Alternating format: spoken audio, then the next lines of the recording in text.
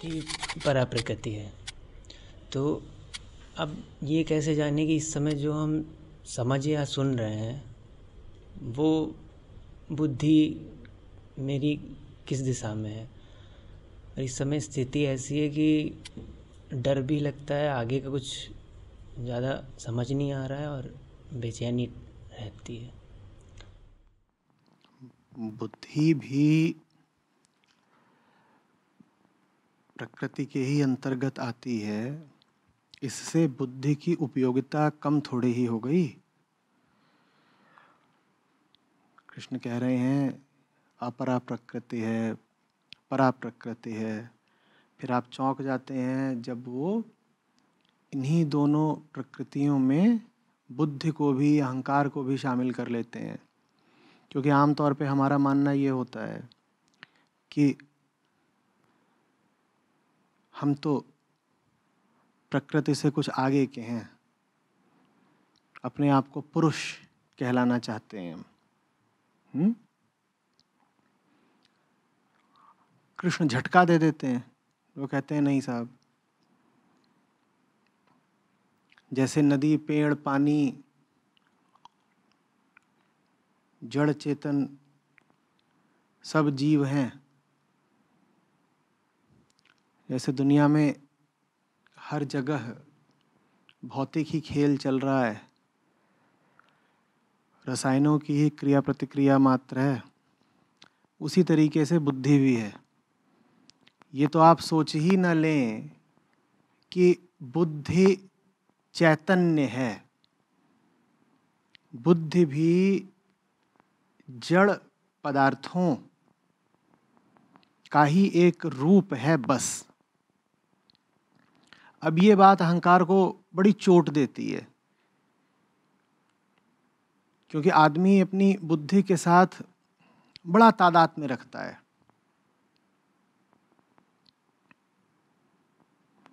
बुद्धिमान कहलाना गौरव की बात होती है ना। किसी को बोल दो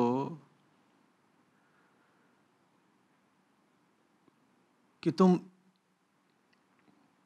बदसूरत हो और किसी को तुम बोल दो कि तुम बेवकूफ हो, ज्यादा बुरा कौन मानता है? क्योंकि हमारा बुद्धि के साथ बड़ा तादाद में रहता है। ये तो यही है, तुम किसी को बोल दो कि बेईमान हो, उसको थोड़ा बुरा लगेगा, और किसी को बोल दो कि बेवकूफ हो, उसको ज्यादा बुरा लगेगा। क्योंकि बुद्धि के साथ हमारा बड़ा गौरव जुड़ा है, ईमान के साथ कहाँ उतना। अक्लमंद होना बड़ी बात होती है। कृष्ण सीधे अक्लमंदी पर ही प्रहार कर रहे हैं। वो कह रहे हैं जो तुम्हारी अक्ल है, ये भी 3 गुणों का ही खेल है प्रकृति के। तभी तो देखते नहीं हो कि क्या खाते हो, क्या पीते हो, किस माहौल में मौजूद हो, दिन है कि रात है, और कैसी संगति है, इससे तुम्हारी अक्ल बुद्धि बिल्कुल ही फिर जाती है। तुम्हें दिखाई नहीं दे रहा कि तुम शराब पी लेते हो, और शराब क्या है? रसायन ही तो है ना, इथाइल अल्कोहल है, और क्या है? और बुद्धि कैसी घूम जाती है, घूमती है कि नहीं घूमती है? अब रसायन का प्रभाव अगर होगा तो किस पर होगा? किसी अन्य रसायन पर ही तो हो सकता है। तो फिर ऐसा कैसे हो जाता है कि शराब पी करके बुद्धि घूम जाती है? इसका मतलब बुद्धि भी रासायनिक मात्र है। अल्ले बड़ी चोट लगी, लग रहा है किसी ने थप्पड़ मार दिया। हम तो सोचते थे कि बुद्धि कुछ रोशनी की तरह है, प्रकाश की तरह है, ईश्वर का अनुपम उपहार है मनुष्य को, जो किसी और जीव को मिली नहीं है। जानवरों को हम नीची नजर से देखते थे, कहते थे कि इनमें बुद्धि नहीं है, अकल नहीं है। और अब हमें पता चल रहा है कि हमारी भी जो ये बुद्धि है, ये कुछ और नहीं है, खाए पिए का खेल है सारा। 3 गुणों का संयोग भर है। तो उज्जवल को तकलीफ हुई है।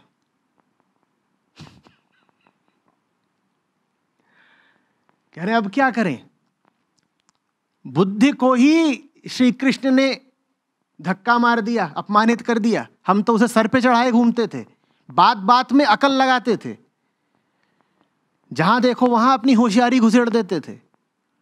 जब तक बैठ करके उसमें खोपड़ा ना लगा दें तब तक लगता ही नहीं था कि इंसान है। कोई भी मसला हो उसमें खोपड़ा जरूर लगाना है। अब श्री कृष्ण बड़ा बुरा कर गए हमारे साथ। जरा भी हमारी कोमल कोमल भावनाओं की उन्होंने परवाह ही नहीं करी। उज्ज्वल को बुलाया और बोले ये तेरी बुद्धि है, ये लकड़ी है और पानी है और भाप है और पत्थर है और घास है, वही सब कुछ है प्रकृति जो तू अपने चारों ओर देखता है। वही प्रकृति भीतर बुद्धि मन अहंकार भी बनकर बैठी हुई है। वही प्रकृति जिसको तुम चारों ओर देखते हो और कहते हो प्रकृति मात्र तो है, वही प्रकृति भीतर की बुद्धि भी है। हमें उतना बुरा नहीं लगता अगर कोई हमसे कह दे कि ये जो हमारी मांस है ये घास है। हम कहते हैं ये बात तो समझ में आती है क्योंकि घास हम खाते हैं, वही घास भीतर जाकर के बन जाती होगी मांस, तो उसमें हमें बहुत तकलीफ नहीं होती मानने में, मान ही लेते हैं। गाय ने खाई घास और हमने पिया गाय का दूध, तो ये बात थोड़ी सी हमको तार्किक लगती है कि ये जो मांस है हमारा और ये बाल हैं और ये हड्डियां हैं, खून है, ये सब भी किसी न किसी तरीके से घास का ही रूप है। लेकिन कोई बोल दे अकल घास करने गई है तो हाय राम, घड़ों पानी पड़ जाता है। मैं तुमको बोल दूं कि तुम्हारा मांस है घास, तुम कहोगे जी, और मैं बोल दूं अकल घास चरने गई है, तुम कहोगे देखिए कुछ भी करिए बेइज्जत मत करिएगा, ये कोई तरीका है बात करने का, अकल घास चरने गई है। मैं कहूंगा थोड़ा गीता खोल के पढ़ लो, उसमें तो कृष्ण यही बता रहे हैं कि अकल है ही घास। बड़ा बुरा लगा।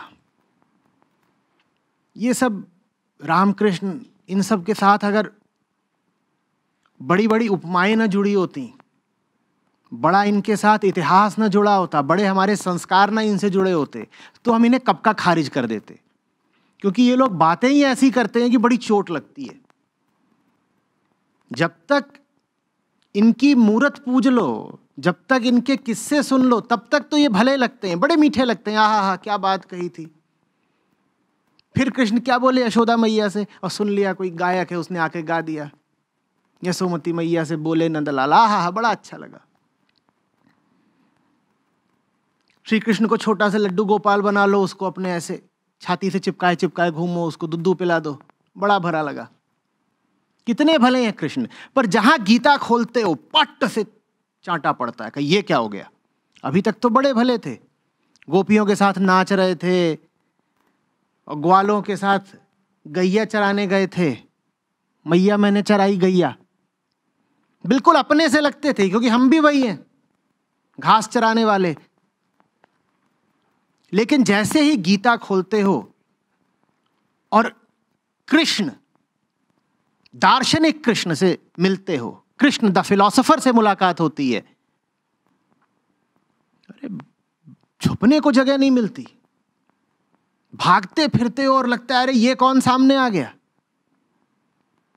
बांसुरी कहां है, 18 अध्याय बीत गए, बांसुरी तो बजी ही नहीं, और हमें तो बस मोह है उनकी बांसुरी से। और मोरपंख कहां है, और नृत्य कहां है जमुना के तट पर, और सुदामा कहां छुप गया। वो सब बातें भली लगती हैं। पर जब गीता अपने प्रचंड रूप में सामने आती है तो हमारी सब पुरानी धारणाओं को, अपने बारे में और दुनिया के बारे में हमारे विश्वासों को झकझोरती ही नहीं है, उखाड़ के फेंक देती है। इतनी गहराई और इतना दम है गीता में, श्री कृष्ण के वक्तव्य में। इसीलिए तो हम गीता से आमतौर पर दूरी बनाए रखते हैं। उसको पूज लेंगे, उसको पढ़ेंगे नहीं। तो अब उज्ज्वल की तकलीफ यह है कि अगर हमारी बुद्धि भी घास ही है तो जिए कैसे, भरोसा किस पर करें। क्योंकि हम तो चलते ही कदम कदम बुद्धि से नाप के फिर उठाते हैं। करें क्या। अरे भैया ये भी क्या है, चेतन तो नहीं है ना, पदार्थ मात्र है। लेकिन क्या इसका कोई मूल्य नहीं, कोई मूल्य नहीं। दिक्कत तब हो जाएगी जब इससे आप तक जो बात आ रही है उसको आप सोचने लग जाएं कि वो बात इससे आ रही है।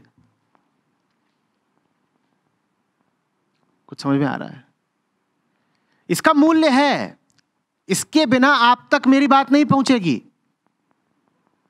जब तक आपको पता हो कि ये यंत्र मात्र है, उपकरण मात्र है, तब तक कोई समस्या नहीं। समस्या तब हो जाती है जब इंसान सोचने लग जाता है कि उस तक जो आवाज आ रही है वो इसकी पैदाइश है, इसी से पैदा हुई है, तब दिक्कत हो जाती है। बुद्धि का जो सम्यक और सही इस्तेमाल है वो करो, जैसे इस माइक का सही इस्तेमाल करना जानते हो।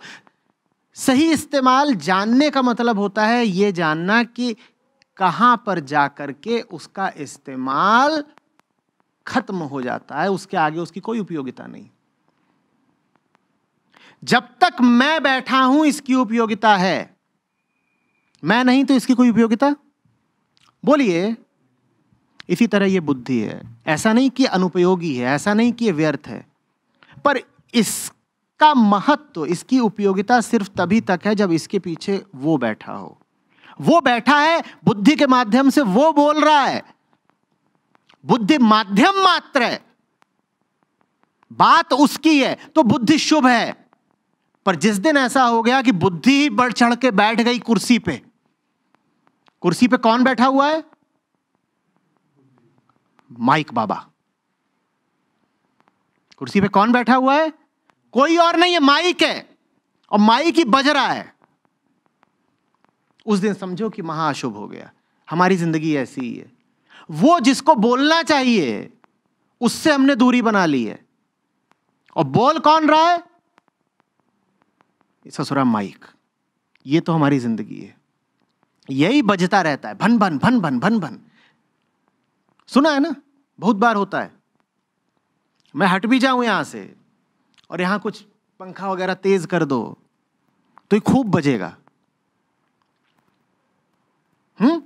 खास तौर पे अगर घटिया किस्म का माइक हो, क्या बढ़िया आवाज मारता है, कान में उंगली देनी पड़ती है, ऐसी आवाज आती है माइक से। सुनिए कैसी आती है आवाज, कर्कश। जैसे ब्लैक बोर्ड होता था बचपन में, और उस पे ले जा करके लकड़ी का डस्टर घिस दो। कभी घिसा है? डस्टर में थोड़ा कपड़ा लगा रहता था, और कपड़ा जाता था घिस, वो खत्म हो जाता था। उसके बाद आप जाओ ब्लैक बोर्ड को साफ करने तो लकड़ी भर बचती थी, और लकड़ी जब बोर्ड में घिसती थी तो कितना संगीत उत्पन्न होता था। याद है? कुछ याद आ रहा है? हाँ, तो वैसा ही संगीत हमारी जिंदगी में फैला हुआ है, क्योंकि बुद्धि बोल रही है, बुद्धि के पीछे जिसे बोलना चाहिए वो नहीं बोल रहा। उसकी तो हम बात ही नहीं सुनना चाहते, बुद्धि की बात सुनना चाहते हैं, और ये अपना कुछ ना कुछ बोलती रहती है। हर उपकरण की, हर इलेक्ट्रॉनिक उपकरण की अपनी कुछ नॉइस होती है, सिस्टमिक नॉइस। हम उस पर जी रहे हैं, उसके पीछे बोलने वाला कोई नहीं है। बुद्धि का प्रयोग करना आना चाहिए भाई, लेकिन यह तो पता हो कि प्रयोग करता कौन है। नहीं समझे?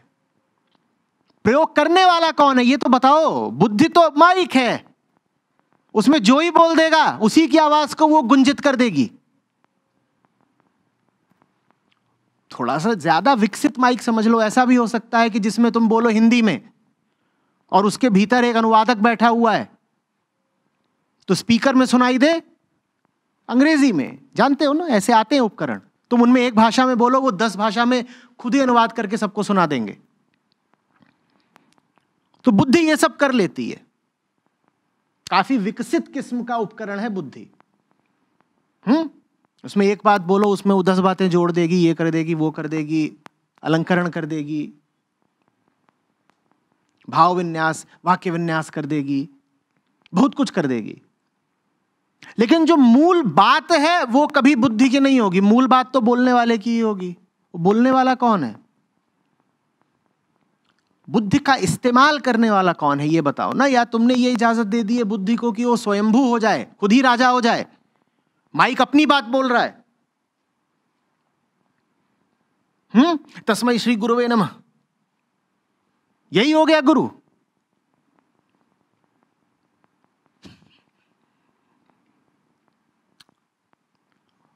आपकी बुद्धि को संचालित कौन कर रहा है? छोटा सा ये प्रश्न है मेरा, बताइए कौन कर रहा है? बुद्धि तो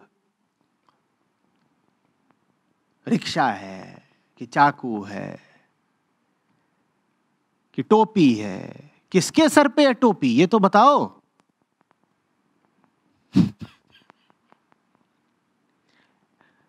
किसको टोपी पहना रहे हो? तुम्हारी बुद्धि को चला कौन रहा है, मुझे बताओ। बुद्धि ना अच्छी होती है ना बुरी होती है। बुद्धि जिसकी होती है वो या तो तुम्हारे लिए अच्छा होता है, तुम्हारे लिए बुरा होता है। बुद्धि को अपने हाथों में रखोगे तो वही बुद्धि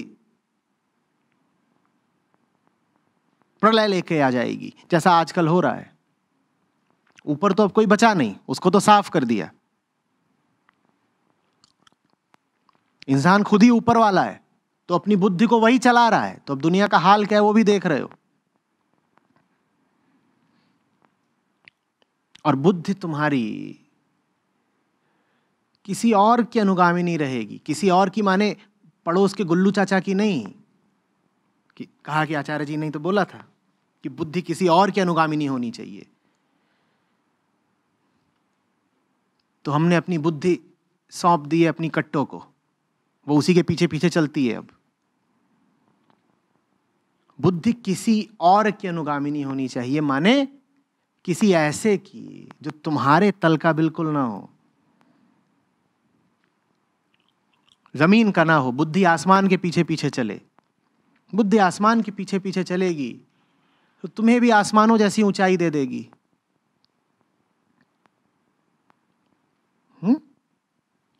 और बुद्धि नहीं चलेगी आसमान के पीछे पीछे तो तुमको मिट्टी में ही लौटाती रहेगी। इस बात को समझिएगा। आजकल ये भी बड़ा प्रचलन हो रहा है, फैशन, कि देखिए साहब अध्यात्म में तो दिमाग का इस्तेमाल करना ही नहीं चाहिए। बुद्धि और तर्क और विचार ये तो व्यर्थ की बातें हैं। सुनते हो ना, तो कुछ बातें दिल से होती, दिल से सोचना नहीं चाहिए। ये पागलपन है। बेशक सोचना चाहिए, विचार बहुत बहुत महत्वपूर्ण है। और बच के रहिएगा ऐसे लोगों से जो सोचते नहीं है, वो जानवर हैं।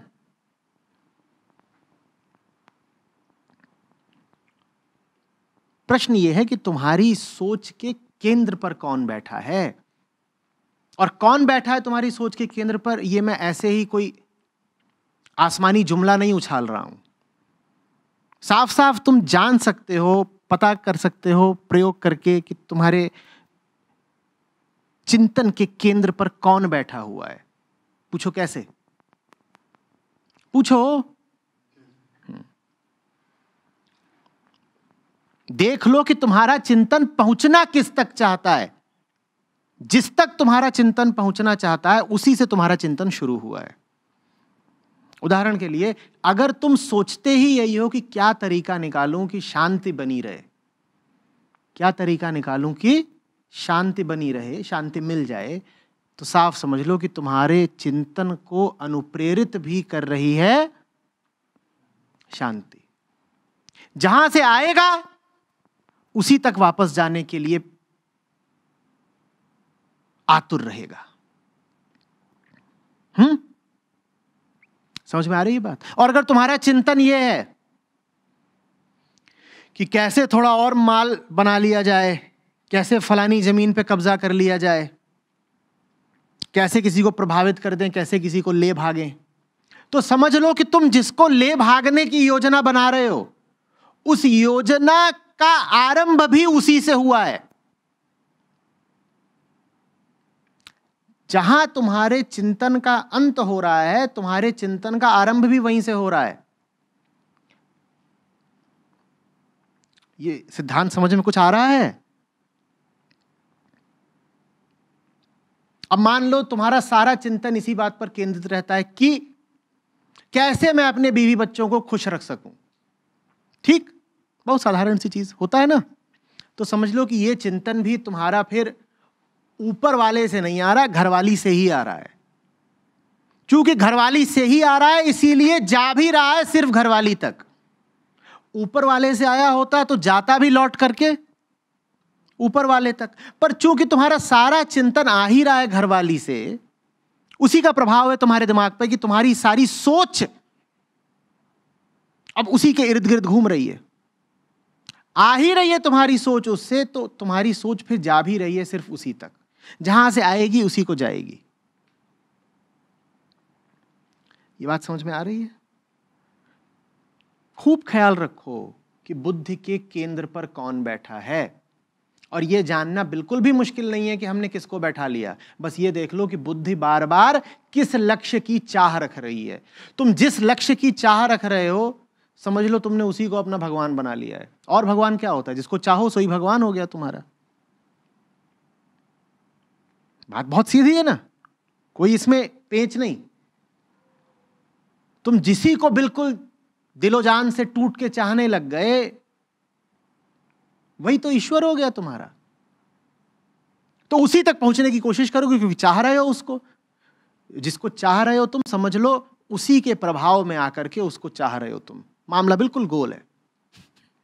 हम सोचते हैं कि हमारी स्वतंत्र सत्ता है और इस स्वतंत्र सत्ता के चलते हम किसी को चाह रहे हैं। नहीं, बात बिल्कुल गलत है।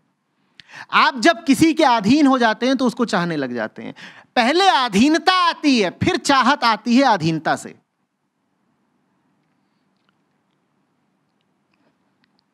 कुछ गलतफहमियां शायरों के लिए छोड़ देनी चाहिए। उनको लगता है कि वो अपने आप में बड़े आजाद तबीयत हैं और वो अपनी आजादी का इस्तेमाल करके कहते हैं कि तेरा तसव्वुर दिन रात अब आंखों में है और जहां जहां होता हो जिस्म में हर जगह है। तेरा ही तसव्वुर, तेरा ही तसव्वुर। इन बेचारों को ये पता ही नहीं कि वो आजाद हैं ही नहीं किसी का तसव्वुर करने के लिए। तसव्वुर माने कल्पना।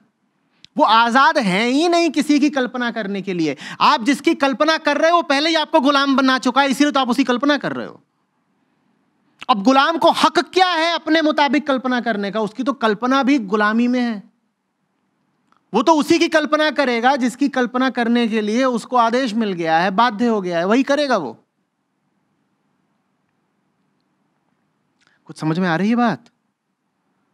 तो बुद्धि उपकरण है। बस ये देख लो उस बुद्धि को, उस उपकरण को कौन निर्देशित और संचालित कर रहा है। इतनी जल्दी मत कह दिया करो कि मेरी बुद्धि ऐसा कह रही है। अरे तुम्हारी है का? 100 जनों का तो हमारी बुद्धि पे कब्जा रहता है। हमारी बुद्धि हमारी कहां है? इसीलिए आप जिसको IQ कहते हैं उसकी बहुत अहमियत नहीं है। वो बहुत खतरनाक भी हो सकता है। प्रश्न यह है कि IQ किसके हाथ में पड़ गया है? IQ तो बहुत है। IQ ऐसा जैसे AK-47। चलाने वाला कौन है भाई? कौन है चलाने वाला? वो बुद्धि किसके हाथ में पड़ गई है? संचालित कौन कर रहा है उसको?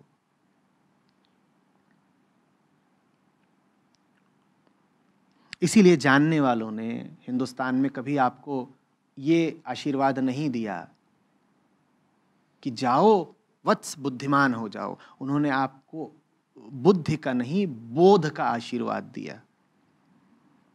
वो समझ गए थे कि ये बुद्धि तो गड़बड़ चीज है।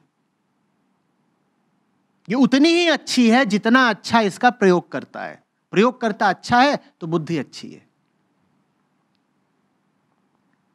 प्रयोगकर्ता ही अगर गड़बड़ है तो बुद्धि तो अपना ही गला रेतने वाला चाकू बन जाएगा ना।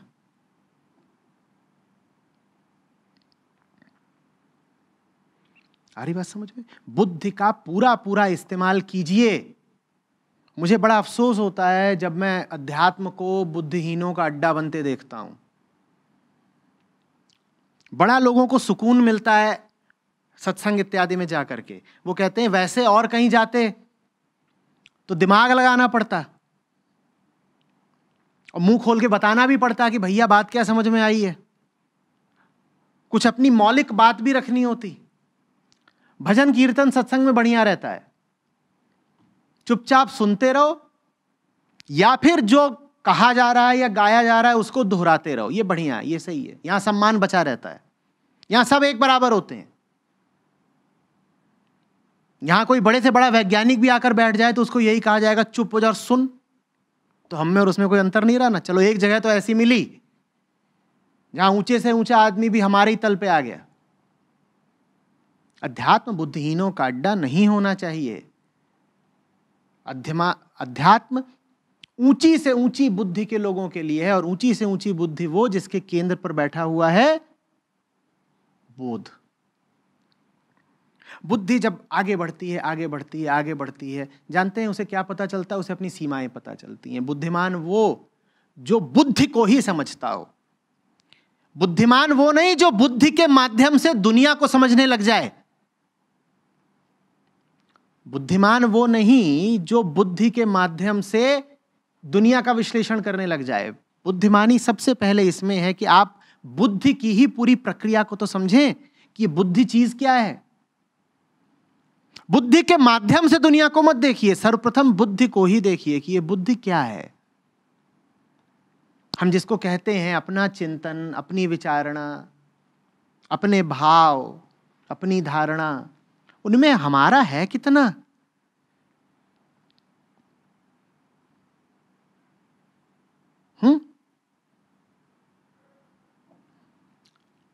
तर्क भी अगर आप पढ़ेंगे, तर्कशास्त्र में जाएंगे तो आपको पता चलेगा कि तर्क भी कुछ सैद्धांतिक बुनियादों पर खड़ा होता है। पूरा तर्कशास्त्र, हर तर्क के पीछे एक धारणा होती है। आप जब तर्क भी करते हैं ना, हो सकता है आपका तर्क बड़ा तीखा हो, लेकिन आपका तर्क बिल्कुल फिजूल है अगर आपको नहीं पता कि आपके तर्क के नीचे धारणा क्या है, assumption क्या है, हाइपोथेसिस क्या है। वो बिना पता हुए अगर आप तर्क के तीर छोड़े जा रहे हैं तो बिल्कुल अंधे आदमी की तरह हैं, जो ना खुद को जानता है ना अपने लक्ष्य को जानता है। वो बस गोलियां और तीर चलाना जानता है। उसे ये पता ही नहीं कि वो जो कर रहा है वो क्यों कर रहा है। उसे पता ही नहीं कि उसके ऊपर किसका साया है, क्या प्रभाव है। उसको पता ही नहीं कि वो वास्तव में कौन है। बस वो करे जा रहा है। क्यों करे जा रहा है? सुन लिया, देख लिया। और ये मानना तो भाई अपमान की बात है कि हम जो कुछ कर रहे हैं हमें उसका कुछ पता नहीं है वास्तव में। कुछ काम हमसे हमारा जिस्म करा देता है और कुछ काम हमसे वो प्रभाव करा देते हैं जो हम पर बचपन से पढ़े, समाज से पढ़े। इन दोनों प्रभावों का जो योग होता है उसको हम कह देते हैं मेरा जीवन।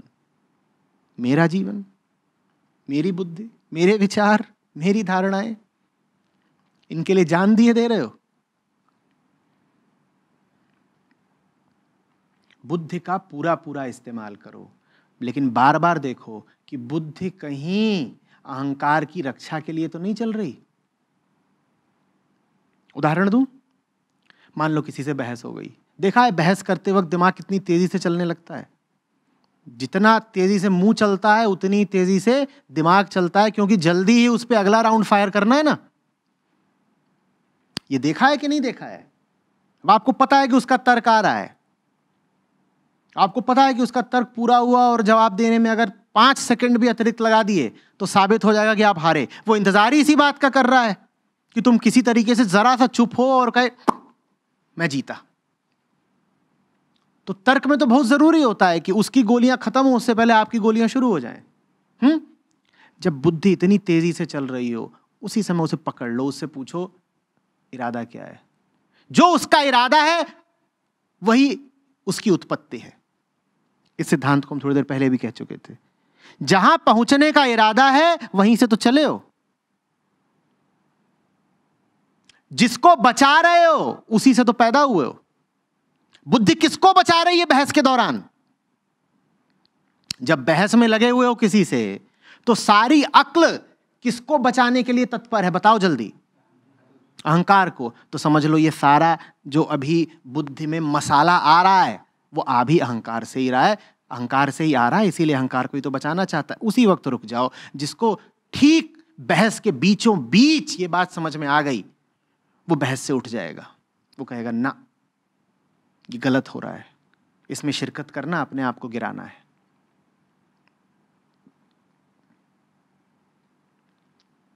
क्योंकि मैं सच को जानने के लिए तो तर्क दे ही नहीं रहा हूं ना भाई, मुझे सच तक पहुंचना ही नहीं है। ये जो मैं पूरी बयानबाजी कर रहा हूं, बहसबाजी कर रहा हूं, इसका उद्देश्य सिर्फ एक है, क्या? अहंकार की रक्षा। तो मैं क्यों करूं?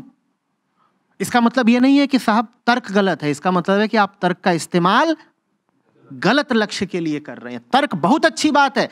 फिर कह रहा हूं, कृपा करके ये ना कह दीजिएगा कि अध्यात्म में आए हैं, यहां तर्क का क्या काम। अध्यात्म में तर्क का बिल्कुल बिल्कुल काम है। अध्यात्म अतार्किक लोगों के लिए नहीं है, अध्यात्म कुतर्की लोगों के लिए भी नहीं है। अध्यात्म में तर्क का गहरा काम है। बिना तर्क के कैसा अध्यात्म? बिना दर्शन के कोई अध्यात्म हो सकता है क्या?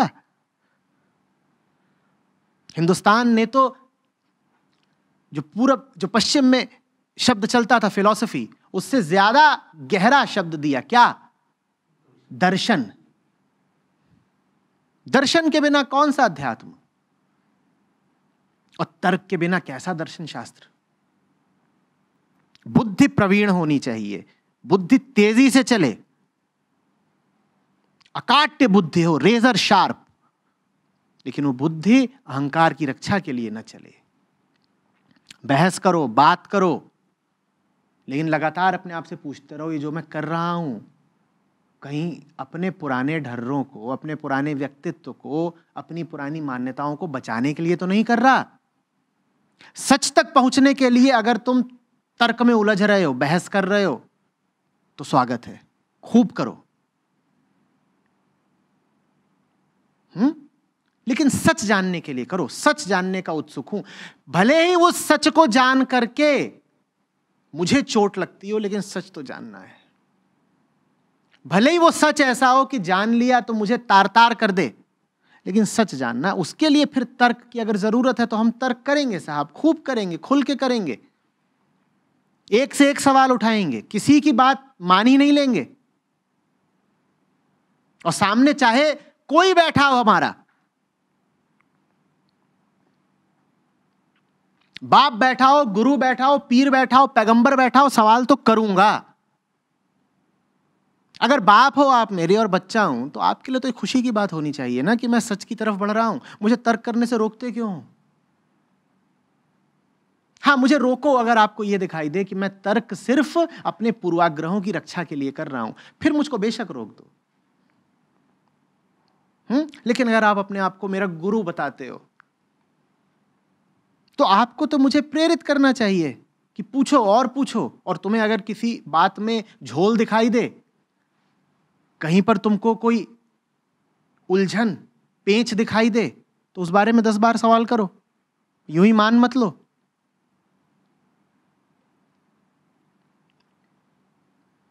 सवाल करना ना अभद्रता होती है, ना बदतमीजी होती है। और मीठे से मीठा सवाल भी गुनाह है अगर वो पूछा गया है सिर्फ अपने आप को बचाने के लिए।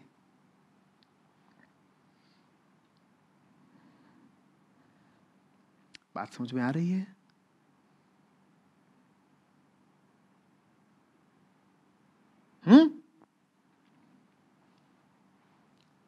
तो हमने क्या कहा? हमने कहा बेशक चलाइए खोपड़ा, खोपड़ा चलाने के लिए ही है। इस माइक का इस्तेमाल नहीं किया तो क्या करोगे? इसको पूजा घर में पूजोगे? और किस लिए है ये? खोपड़ा चलाने के लिए। ये एक दिन तो उसको क्या होना है, भस्म ही हो जाना है। उससे पहले चला लो भाई।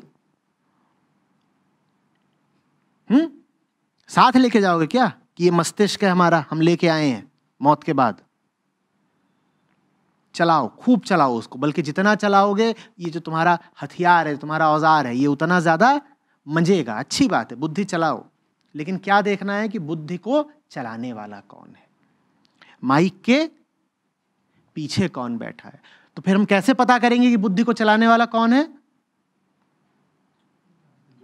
जहां को बुद्धि जाना चाहती है, जिसको बुद्धि पाना चाहती है, समझ लो वही बुद्धि के पीछे बैठा है, वही बुद्धि का नियंत्रण कर रहा है।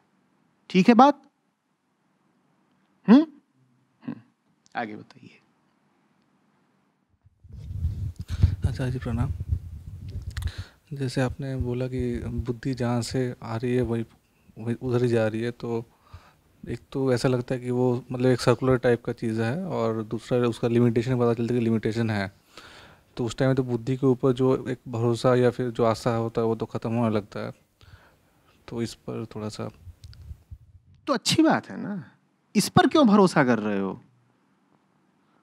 इस पर क्यों भरोसा कर रहे हो? शायद तुमको निराशा इसलिए हो रही है क्योंकि अभी तक तुम इस पर भरोसा कर रहे थे और ये उपलब्ध रहता था। जो पीछे बैठा है बुद्धि के, उसको चुनना तुम्हारे अधिकार में पूरी तरह है। अब बताओ निराश क्यों हो रहे हो? बुद्धि के पीछे कौन है, ये बिल्कुल तुम्हारे अख्तियार की बात है। निराशा किस बात की भाई? तुम बिल्कुल तय कर सकते हो कि तुम्हारी बुद्धि का संचालक कौन होगा। पूछो तो कैसे तय करेंगे? कैसे तय करेंगे? अरे देख लो कि बुद्धि को ले कहां जा रहे हो। बुद्धि को अगर सही जगह ले जा रहे हो तो बुद्धि के जो पीछे बैठा है वो अपने आप सही है। जो बुद्धि के पीछे बैठा है वो चाहता ही यही है कि तुम सही जगह जाओ।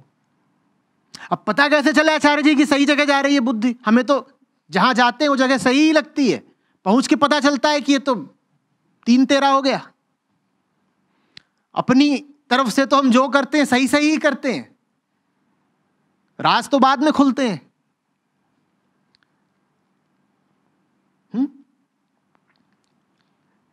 बस ये जांचते चलो, जिधर को बढ़ रहे हो उधर बढ़ने में, बुद्धि जिधर को तुम्हें ले जा रही है, जिधर को बढ़ा रही है, उधर बढ़ने में भ्रम कट रहे हैं कि नहीं।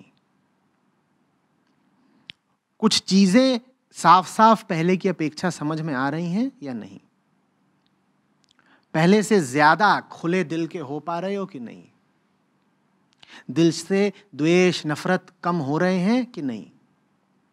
और द्वेष नफरत ही नहीं, मोह भी और आसक्ति भी कम हो रहे हैं कि नहीं।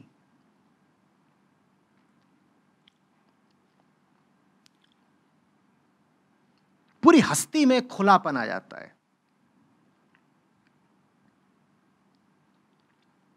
और डर बिल्कुल कम हो जाता है।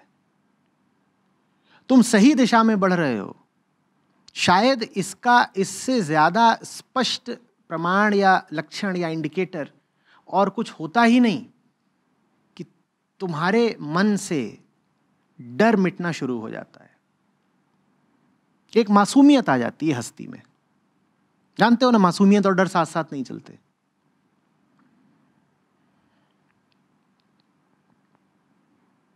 और अगर जिधर को बढ़ रहे हो उधर बढ़ने के कारण भीतर मोह मद आसक्ति या द्वेष क्लेश नफरत बढ़ते ही जा रहे हैं, तो बेटा गलत तरफ जा रहे हो, गलत तरफ जा रहे हो।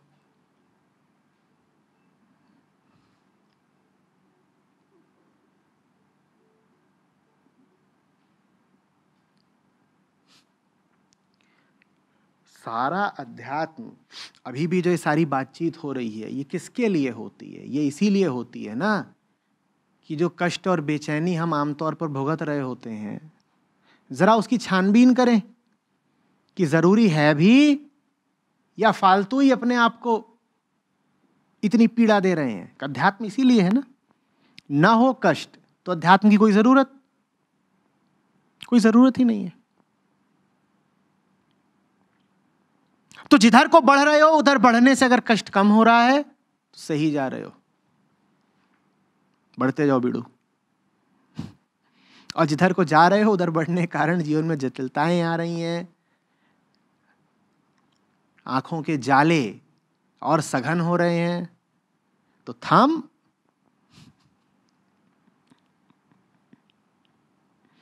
अगली गली से बाएं हो जा, सीधे मत जा,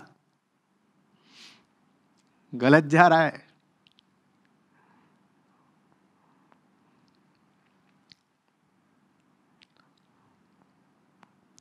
बोलते हैं ना बंबई में, निकल निकल, पहली फुर्सत में निकल।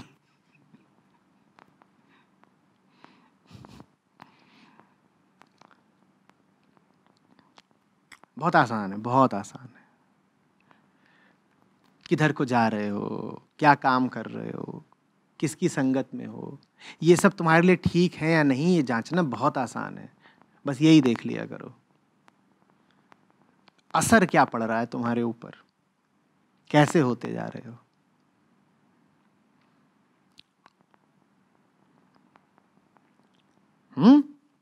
चेहरे पर एक कोमलता आ रही है या चेहरा पथरीला हुआ जा रहा है।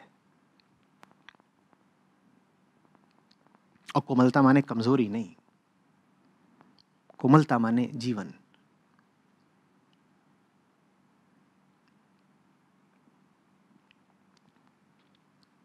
सुन पाने की, समझ पाने की शक्ति बढ़ रही है या बहरे हुए जा रहे हो, कुछ सुनाई ही नहीं देता। एक अंतर्दृष्टि, इनसाइट पैदा हो रही है या आंखों वाले अंधे हो। इनसाइट समझते हो कि जो देखा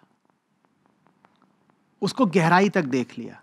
और गहराई तक देख लिया माने ये नहीं कि जो देखा उसको देख के 10 कल्पनाएं कर ली, कि एक चीज देखी और 10 रच मारी दिमाग में। ये तो सब कर लेते हैं कि देखा कुछ नहीं पर उन्हें लगता है सब देखा है।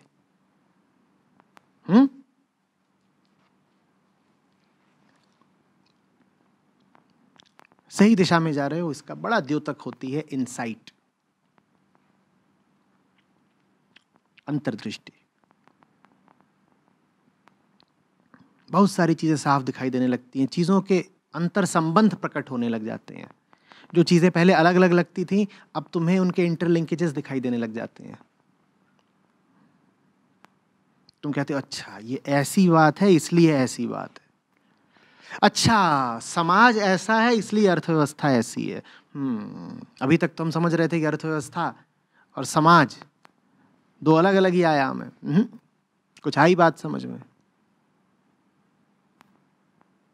अच्छा हमारी मान्यताएं ऐसी हैं इसलिए हमारी सड़क ऐसी है। हम तो सोचते थे कि मान्यता घर के अंदर की बात है और सड़क घर से बाहर होती है ना। अभी समझ में आ गया, ये जो सड़क है घर के बाहर, इसकी टूट फूट वास्तव में बस द्योतक है इस मोहल्ले की मानसिक टूट फूट का। ये मोहल्ला मानसिक रूप से टूटा फूटा है, इसलिए इस मोहल्ले की सड़क टूटी फूटी है। आ गई बात समझ में। मैं ये नहीं कह रहा कि अनिवार्य रूप से ऐसा कोई संबंध दिखाई देगा कि यही बोलना शुरू कर दो बाहर निकल के। मैं सिर्फ उदाहरण दे रहा हूं कि ऐसी बातें खुलने लग जाती हैं।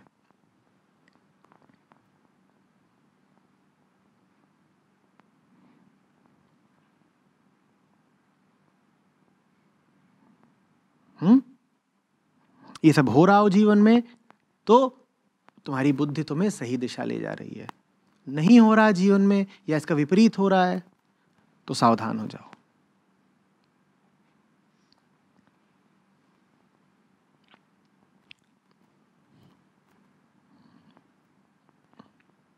आमतौर पर जिन लोगों में बोध बढ़ता है उनकी ये प्रवृत्ति कम होने लगती है कि वो चीजों को खांचों में बांट कर देखें।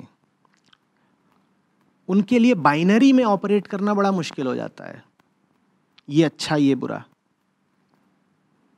क्योंकि उन्हें दिखने लगता है कि सब चीजें आपस में जुड़ी हुई हैं। जब सब चीजें आपस में जुड़ी हुई हैं तो मैं एक चीज को अच्छा और एक को बुरा कैसे कह दूं? जो बुरी चीज है वो भी कहीं ना कहीं अच्छी चीज से जुड़ी हुई है, और जो अच्छी चीज है उसका भी संबंध है उस चीज से जिसको मैं बुरा बोल रहा हूं। तो मैं किसी एक चीज को कैसे पूर्णतया अच्छा और किसी एक चीज को कैसे पूर्णतया बुरा कह दूं, कैसे कह दूं?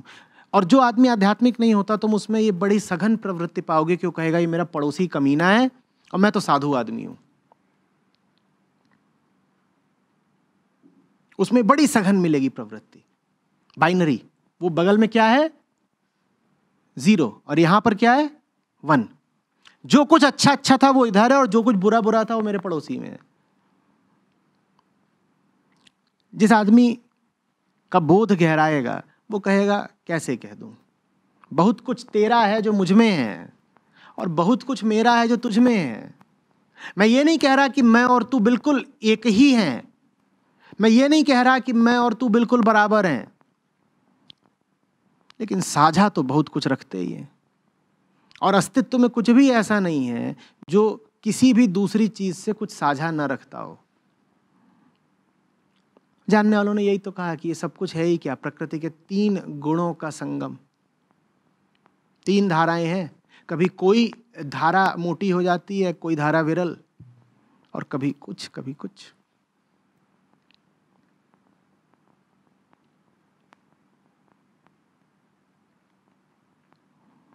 बात समझ में आ रही है? ये कर लेने के बाद जीवन में जन्म होता है अहिंसा का। हिंसक आप हो ही तभी सकते हैं जब आप ये कहें मैं सही हूं तू गलत है। हिंसक होने के लिए बहुत जरूरी है कि अध्यात्म से आपका कोई ताल्लुक ही ना हो।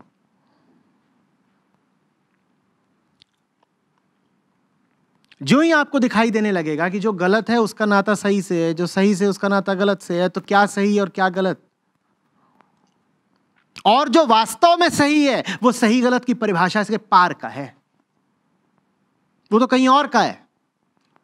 हम जहां सही गलत खोज रहे हैं वहां सही कुछ हो नहीं सकता पूरे तरीके से, और गलत कुछ हो नहीं सकता पूरे तरीके से। इसीलिए आप पाएंगे कि जो सबसे अहिंसक धारा उठी भारत से, उसकी अहिंसा के मूल में बैठा हुआ था अनेकांतवाद, जैन दर्शन। हम जैनों के बारे में इतना तो जानते हैं कि अहिंसक होते हैं, पर थोड़ा और गहराई से कम ही लोग पता करते हैं। उनकी अहिंसा आ रही है स्यादवाद से।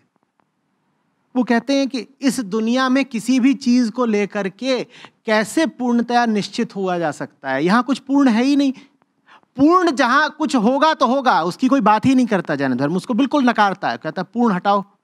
हमें तो ये पता है कि इस जगत में जो कुछ भी है वो अपूर्ण है, पहली बात। दूसरी बात, हमें इंद्रियों के माध्यम से मिल रहा है, तो हमें क्या पता कि इन माध्यमों ने बीच में क्या गड़बड़ कर दी।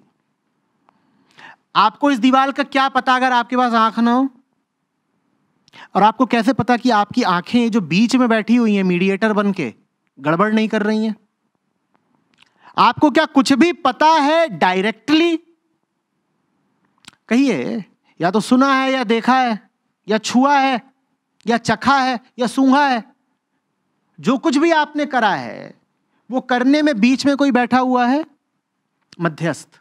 अब मध्यस्थ का क्या भरोसा? हमने तो ये मध्यस्थ चुना नहीं था। कितने लोगों ने अपनी आंखें चुनी है भाई?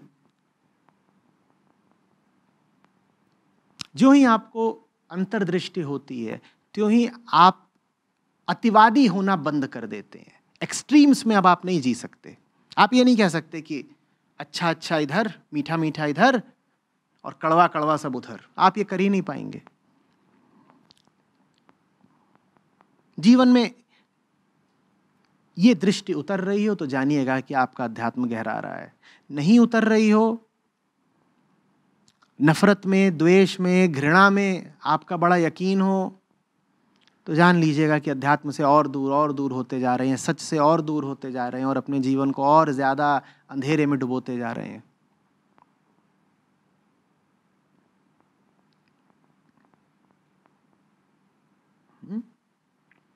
तो इतना भी मुश्किल नहीं है पता करना कि बुद्धि को संचालित कौन कर रहा है। आसानी से पता हो जाता है, बशर्ते नीयत हो पता करने की।